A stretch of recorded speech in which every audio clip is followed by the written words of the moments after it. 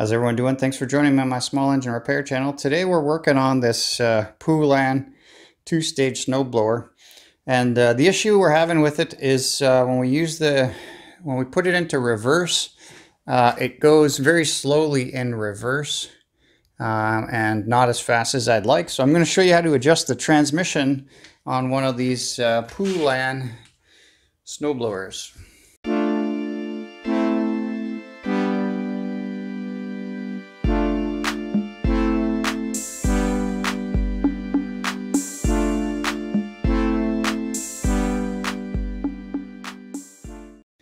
All right, so welcome back to the channel, and guys, so this adjustment that I'm going to show you on the transmission is going to be applicable to Poulan, Husqvarna, Cadet, anything that has a setup like this, okay, on the underside of your snowblower. So this particular one doesn't have notches, okay, for the forward and reverse gears. It's just a graduated system.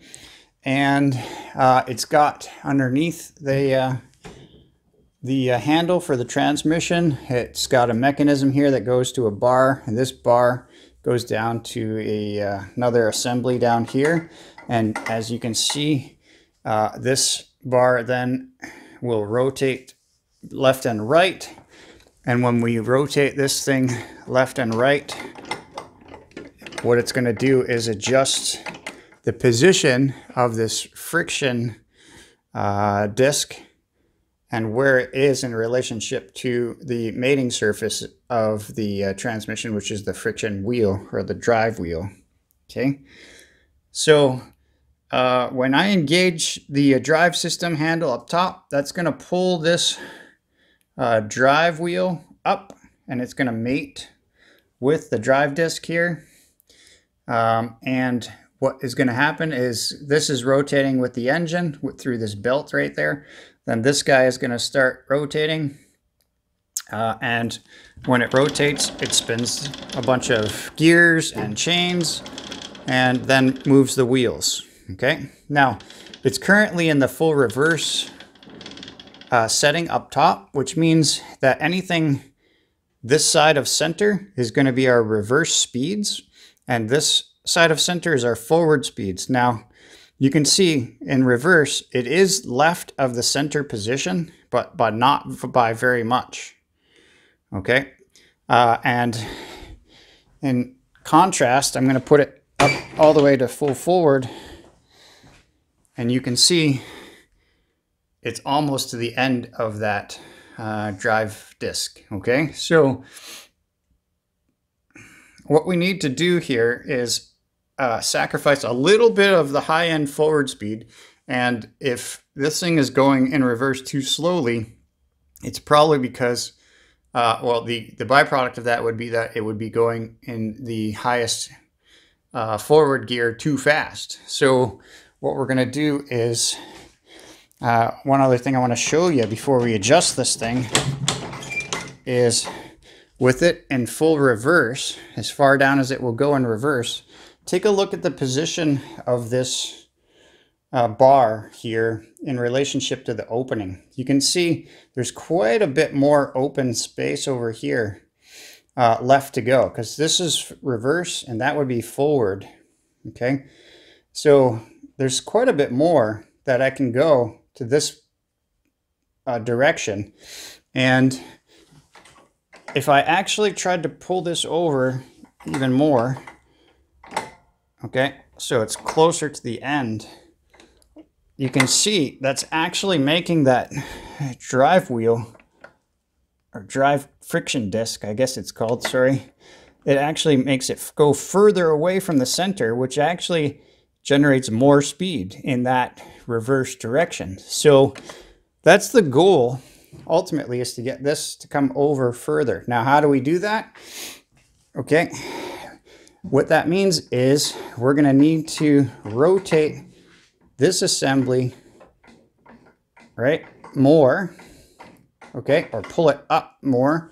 And to do that, you would have to actually shorten the length of this whole assembly through this, just basically loosening this one nut Now what I've done, I don't know if you can see it, but what I've done is actually marked with a Sharpie its current location.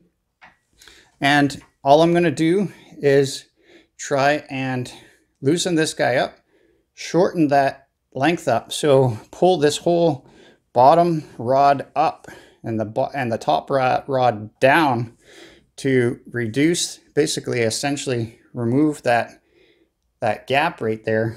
That should pull this whole arm up, pull this more over this way, and then cause the friction disc to be in a higher reverse speed. All right, so this one happens to be a 13 millimeter.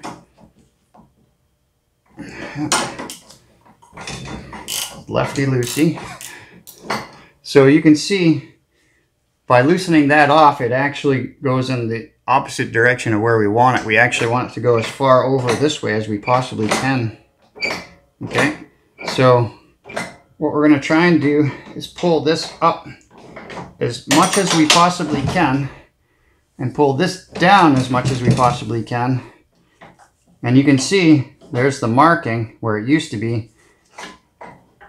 What I'm going to do is I'm going to actually pull it with it in full reverse, the handle.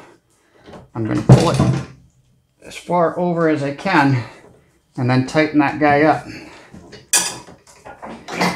And I do apologize if I'm blocking the camera. I'm just trying to do this all with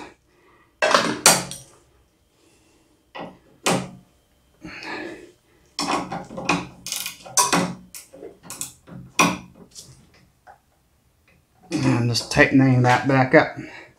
So what I've done, again, you can see there's the old mark right there where the top used to be. So I've moved it up maybe, I don't know, 1/4 inch total, right? I basically put it as high as I could, you know, as I could pull that. And you can see now here, it's actually reduced that quite substantially. All right, and look at how much further to the left of center that friction disc is now. So this is going to generate a higher reverse speed, and then as I get it to sort of where a neutral position looks like, right about there, it should be just about in the center, maybe a little right of center, which there you go.